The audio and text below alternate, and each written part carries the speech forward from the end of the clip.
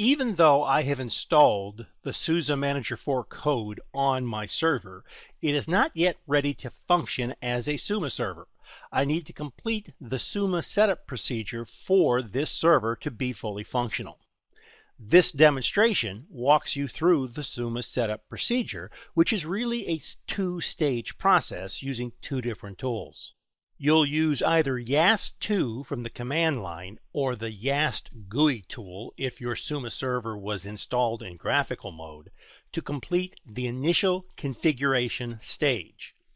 Once that initial configuration is complete, you'll use the SUMA web UI in a browser to complete the second stage, which is the SUMA administrative configuration. Now, I have configured my SUMA server at installation time to be able to use SSH. So the SSH daemon is running on that SUMA server and the port is open. So I'm going to open up a terminal screen that you see here and access the console of my SUMA server from this administrative workstation via SSH.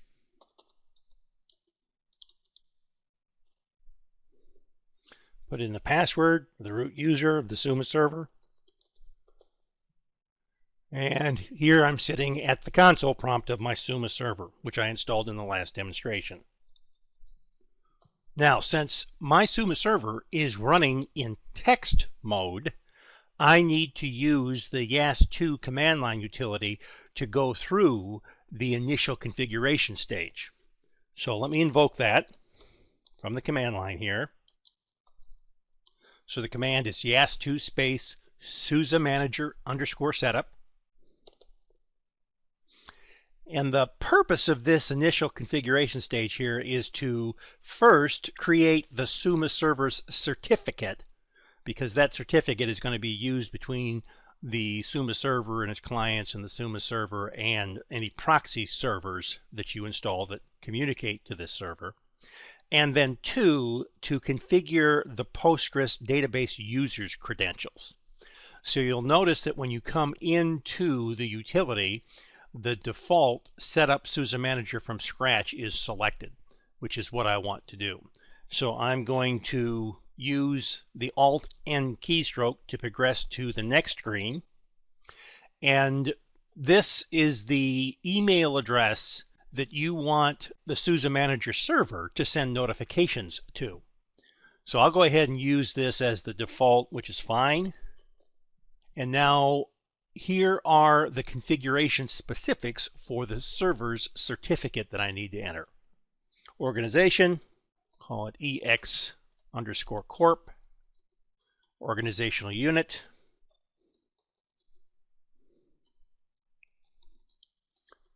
City for the server, state.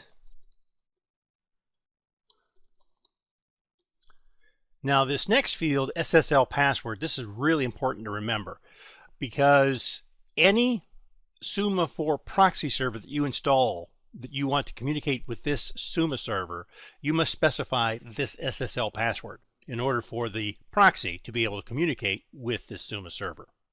So let me enter in a password. And then I'll move to the next screen with my Alt-N keystroke. This is the screen that will set up the user credentials for the database user that the SUSE manager will use to access its Postgres embedded database. Put in a password and verify that password and press Alt-N again.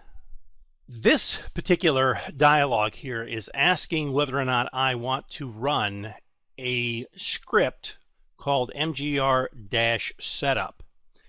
Now, this script can be run at any time.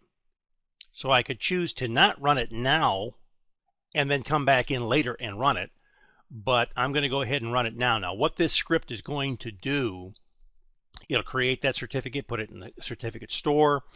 It'll also configure some under-the-covers services such as Cobbler and Jabber-D, and then it'll also start up some back-end services like Spacewalk and the Salt Master code.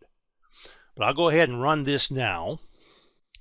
Here it's writing configuration information to its embedded database.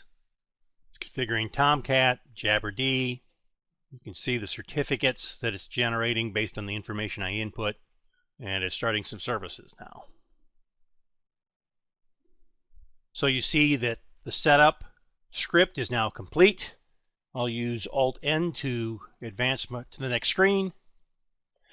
And what you see here, which is important, is the URL that you must use to access the SUME web UI to complete the next stage of your configuration process, which is the SUME administrative stage.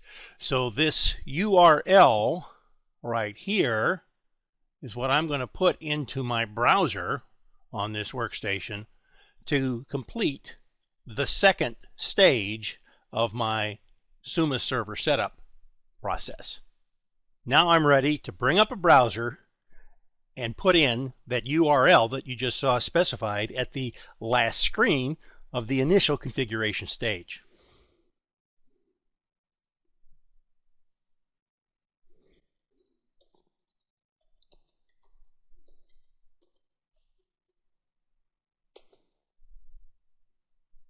And I'm connected, but it says the connection is not secure, so I'm going to add that exception in.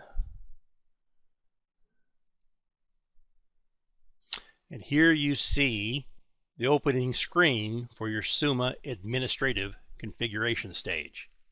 So I need to create my initial organization in this stage, as well as my initial SUME administrative user.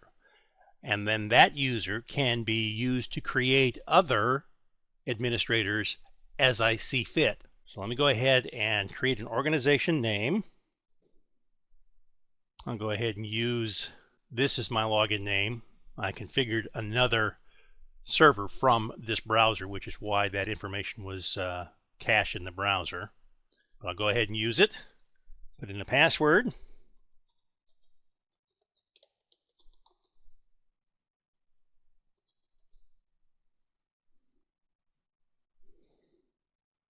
Scroll down.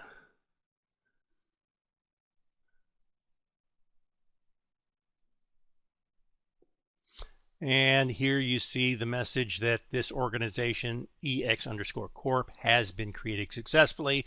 And you see the full SUME web UI. Now at this point, I am able to do management using this SUME server. So any client server systems that I get registered to this server, either as SALT minions or traditional clients, then will show up in the web UI here, and I can manage those client systems any way I need to provide such things as patches or consistent content, or to execute remote commands on them, for instance.